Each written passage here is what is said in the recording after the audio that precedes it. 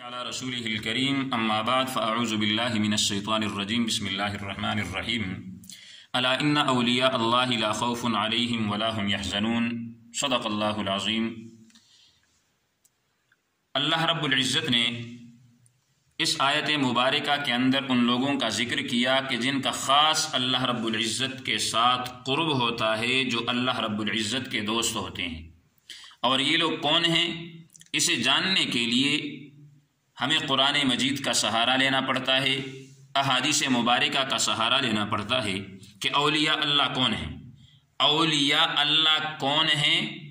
اور اولیاء اللہ کا مقام اور مرتبہ کیا ہے،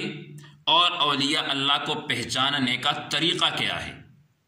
تو پہلی بات یہ ذہن میں رکھیں کہ اولیاء یہ ولی کی جمع ہے، اور ولی جو ہے یہ عربی زبان کا لفظ ہے۔ عربی زبان کے اندر ولی جو ہے یہ جو شخص قریب ہوتا ہے اسے ولی کہا جاتا ہے، یا اسی طرح دوست کو بھی ولی کہا جاتا ہے۔ تو اولیاء اللہ کا مطلب کہ وہ لوگ جو اللہ کے دوست ہیں،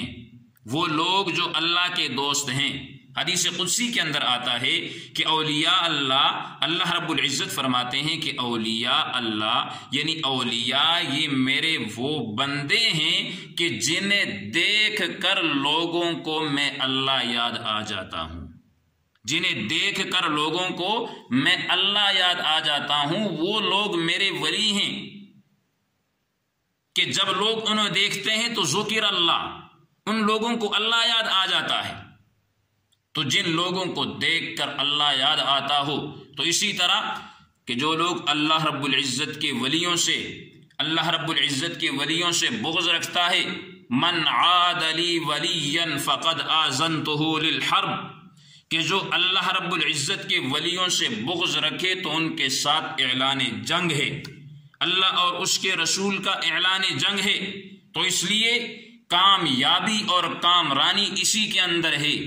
کہ انسان اپنی زندگی کے اندر جس اللہ کے ولی کو بھی دیکھے تو اس سے محبت کا اظہار کرے، اس لیے کہ ولیوں سے محبت کا اظہار بھی انسان کی نجات کا ذریعہ بن جاتا ہے۔ جیسے حدیث پاک میں حضرت عبداللہ بن مسعود رضی اللہ تعالی عنہ سے روایت ہے، وہ فرماتے ہیں کہ میں نے ایک شخص کو دیکھا کہ جو جناب محمد الرسول اللہ صلی اللہ علیہ وسلم سے پوچھ رہا تھا کہ ایک شخص کسی اللہ والے سے محبت کرتا ہے، لیکن جو اعمال اس اللہ والے کے ہیں، جو عبادات وہ اللہ والے کرتا ہے، جو نمازیں وہ اللہ والا پڑھتا ہے، جو ذکر و اذکار وہ اللہ والا کرتا ہے، جو تلاوت قرآن وہ اللہ والا کرتا ہے، یہ بندہ اس کے مطابق اعمال نہیں کر سکتا، لیکن یہ اس سے محبت کرتا ہے، اس کے نقش قدم پر چلنے کی کوشش کرتا ہے، اس کے طریقوں کو اپنانے کی کوشش کرتا ہے، تو یا رسول اللہ اس کا کیا حکم ہے؟ تو جناب محمد الرسول اللہ صلی اللہ علیہ وسلم نے فرمایا کہ المرء مع من احب،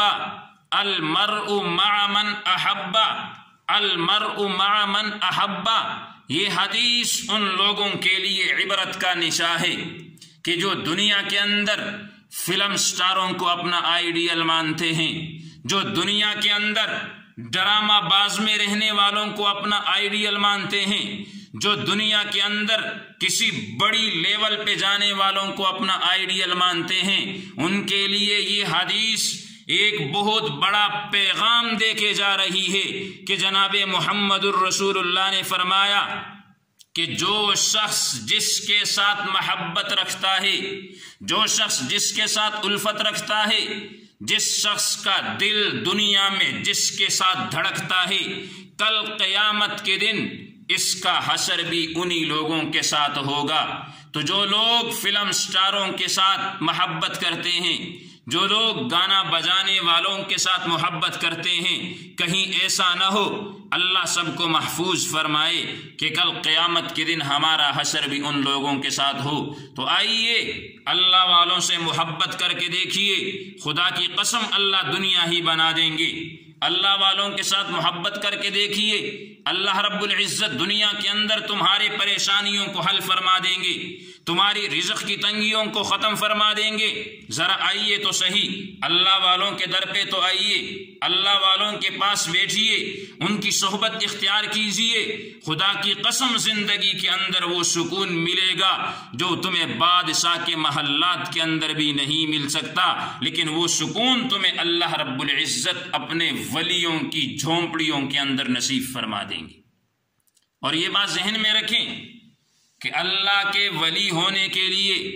یہ ضروری نہیں ہے، اللہ کے ولی ہونے کے لیے یہ ضروری نہیں ہے کہ وہ دریاؤں کو مخالف سمت کے اندر چلا دے۔ اللہ کے ولی ہونے کے لیے یہ ضروری نہیں ہے کہ ہم اللہ کا ولی اسی کو مانیں گے کہ جو ہواؤں کے اندر اڑے، جو ہوائی جہاز کی طرح پرواز کرے، ہم اسی کو اللہ کا ولی مانیں گے۔ جو ایک دریا کے پانی پر بغیر کشتی کے چلتا رہے، ہم اسی کو اللہ کا ولی مانتے رہیں گے۔ یہ بات ذہن میں رکھیے گا، اللہ کے ولی کی سب سے بڑی نشانی یہ ہے کہ اس کی زندگی کا ہر لمحہ، اس کا اٹھنا، اس کا بیٹھنا، اس کا چلنا، اس کا پھرنا، اس کے معاملات، اس کے اخلاقیات، اس کے اقوال، اس کے افعال، اس کے کردار، ہر چیز کے اندر وہ جناب محمد الرسول اللہ صلی اللہ علیہ وسلم کی سنت کا اتباع کرتا ہو تو یہ اللہ رب العزت کا ولی ہے۔ یعنی جس کی زندگی متبع سنت ہو، جو اپنی زندگی کے اندر حضور علیہ السلام کی سنت کی اتباع کرتا ہو تو یہ شخص اللہ رب العزت کا سب سے بڑا ولی ہے۔ اسی کے بارے میں کہا گیا ہے کہ یہ زندگی کے اندر بھی ہوگا تو لا خوف علیہم ولا هم يحزنون، جب موت کا فرشتہ آئے گا تو تب بھی لا خوف علیہم ولا هم يحزنون، جب قبر میں جائے گا تو تب بھی لا خوف علیہم ولا هم يحزنون، جب قبر سے اٹھے گا تو تب بھی لا خوف علیہم ولا هم يحزنون، جب حشر کے میدان میں جائے گا تو تب بھی لا خوف علیہم ولا هم يحزنون۔ کسی لمحے کے اندر، کسی لحظے کے اندر ان کے اوپر اللہ رب العزت کی جانب سے نہ کوئی خوف ہوگا، نہ یہ غمگین ہوں گے، بلکہ یہ نعرہ مستانہ لگاتے ہوئے یہ اپنے قبروں سے اٹھیں گے کہ الحمدللہ الذی اذهب عنا الحزن، الحمدللہ الذی اذهب عنا الحزن، الحمدللہ الذی اذهب عنا الحزن، کہ تمام کی تمام تعریفیں اس اللہ کے لیے ہیں جس رب نے ہم سے پریشانیوں کو ختم کیا، جس رب نے ہم سے خوف کو ختم کیا، جس رب نے ہم سے غموں کو ختم کیا ہے۔ تو آئیے اللہ والوں سے محبت کریں، اللہ والوں سے الفت رکھیں، اللہ والوں کا احترام اپنے دلوں کے اندر پیدا کریں، تو پھر حدیث مبارکہ المرء مع من احبہ کے مطابق جب دنیا میں رہیں گے تو ہماری نسبت اولیاء اللہ کے ساتھ ہوگی، اور حشر کے میدان میں جب جمع ہوں گے تو تب بھی ہم اولیاء اللہ کے ساتھ جمع ہوں گے۔ اللہ رب العزت سے دعا ہے کہ ہمیں اللہ شان اولیاء اللہ کو سمجھنے اور اس پر عمل کرنے کی توفیق عطا فرمائے۔ وآخر دعوانا ان الحمد للہ رب العالمین۔